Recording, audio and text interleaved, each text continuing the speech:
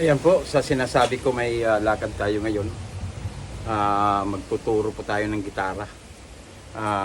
Pupuntahan ko, hindi ko muna papangalanan yung kliyente kasi gusto din nila ng privacy. Tsaka hindi ko rin, at saka yung mga pangalan, tsaka yung kuwan. Hindi ko pa alam kung anong gustong malaman, anong gusto niyang matutunan. Gitara ba, keyboard or bass guitar, I don't know. But we'll gonna go there in their house. Samahan niyo ako.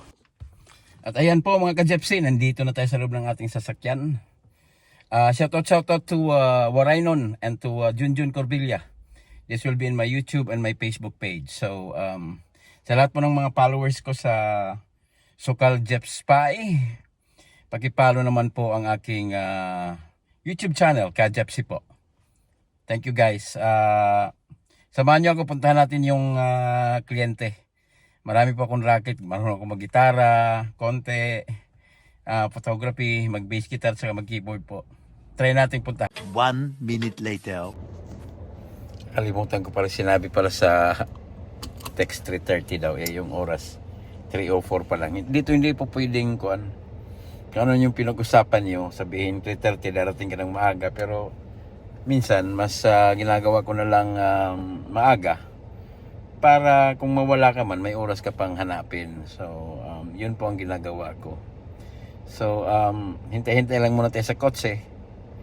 Chika-chika lang muna siguro tayo. Anyway, mga ka-Jepsi, thank you so much sa mga... Ako'y nagsisimula pa lang mag-YouTube. So, sana naman, at saka sa aking Facebook page, sana naman ay inyo po akong suportahan. Nandiyan po sa inyo ang aking tagumpay at aking pong papag-aralan kung paano po makagawa ng mga mas better na videos po. 1 hour later. So ayan po, natapos po ang ating session. Nagkausap naman. Okay naman ang presyo. Kahit konti, meron naman tayong dagdag na kita. Ayos lang. Tinuruan ko lang muna ng basic. Ang akin na baka maboard ba, yung mga fingering lang muna sa kuwan. So ayos naman. So di ko lang sasabihin ng mga pangalan nila kasi baka gusto rin nila ng privacy. Hindi ko na lang sasabihin kung magkanong oras.